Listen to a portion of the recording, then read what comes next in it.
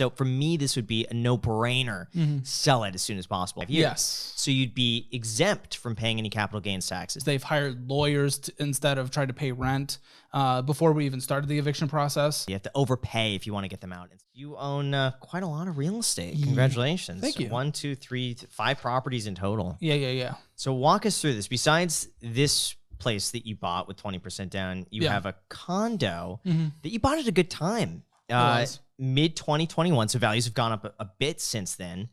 And you have what seems like a decent chunk of equity, about $100-something thousand of equity in this. You're going to hate this. Huh.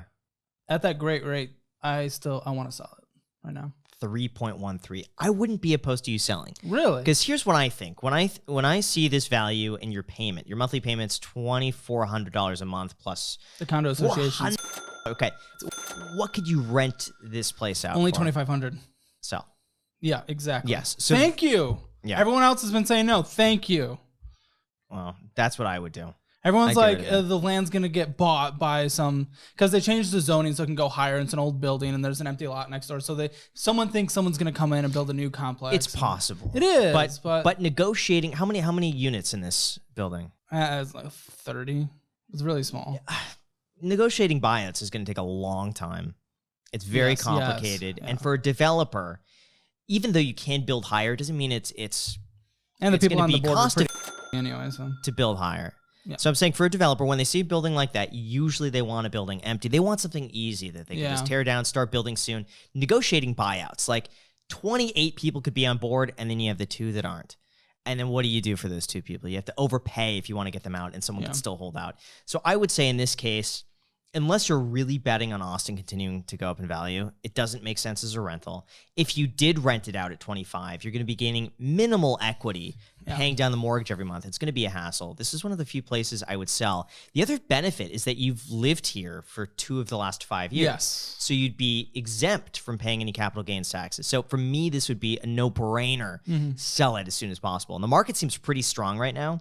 So I would take that cash, do anything else with it. I don't think it makes sense as a rental. I want to put it into another property, but up in Michigan, because my Michigan properties cash flow very well. I see this. So you bought one at $120,000. How do you find $120,000? Where in Midwest, Michigan is this? Midwest. Where in Michigan? Michigan? This is college town, Kalamazoo. Really? Yeah. And you just hire a property manager on it? Yep. So I worked with someone that I rented from when I lived there. Yeah. Their group, they rented to me. They're fantastic. They're my broker and they're my property management company. So this seems like a pretty good cash on cash return. So your monthly payment's about $900. Monthly rent is $1,250. And that monthly payment, is that including like property manager, everything? So you're all out? No? Property manager will take $10,000. It's not $10,000. That'd be insane. 10%. Yeah. But that is before the income that comes in. What do you mean 10% before the income that comes in? So the income that you see coming in there is what I receive personally. So that's after their 10%. Got it. So this is net. That's a pretty decent cash on cash return. My only criticism is whether or not this is worth your time at this point, because right now you got a cash cow and that would be your business. Yeah. And so I don't think about this. I've never thought about it since I purchased it. That's good. Yeah. But you will at some point. At some point, have you had a vacancy through here? One of those is going through an eviction. Okay. Right now.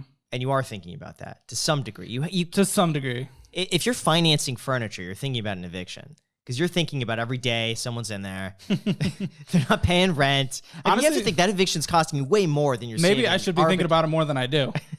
I think I've thought about it once this month. That's good. You're very fortunate. I had an eviction. This must have been about 10 years ago, and it was consuming my life. Yeah. Every day I was thinking about it and just like... And I was receiving threatening messages from the tenant at the time. Yeah. So that was bad. I know that life. So I try to avoid that. Your next rental is also fantastic. Well, you bought it a little high, so your values have gone down. But yes, that one was weird because it was actually it was appraised much higher, but the value has.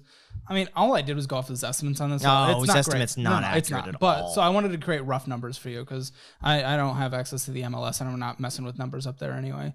I just trust my broker when I go to purchase properties. So according to that, it went down. But that one, is that the one I bought in cash? Yes, cash one. So that's the one that's currently going through an eviction. I've given them months. They have not paid once, and every time we've gone in to do a repair, they like threaten the people.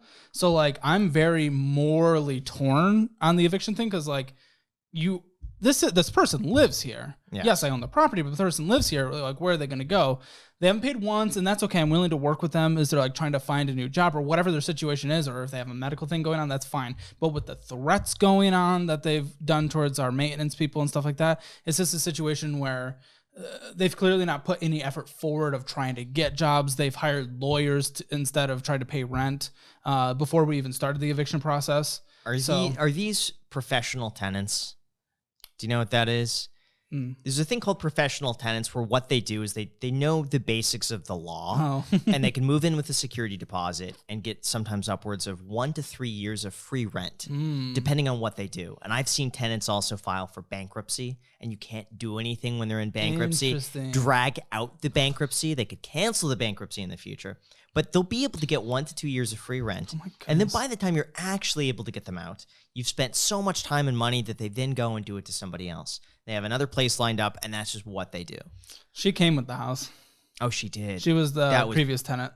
Never take a tenancy. Well, the thing is, like the listing price and the appraisal price of what it was appraised for, doing a cash offer, I got it for $40,000 less than it was appraised, which was really good. And I don't know what it appraised for today because we can't trust the Zillow. So I was getting a good deal on it, and still the projected rent, once we get someone in there from my broker who. Every time she's projected rent, she's gotten it more. She undercuts it. Like it cash flows at like 1.2% a month of the value. But now here's the thing. Who did the appraisal? Did you do it? No, an appraisal. Like a professional appraiser. And that was part of your contingency. So you hired okay. Oh yeah. And why couldn't it be delivered vacant? I don't know. I don't remember. It's a lesson. Just always you pick your own tenants. You're in control of that. And then in Illinois rental. First one, This is the first one. Monthly rent $950 on looks like a $600 and something payment. Yeah, it's not the best.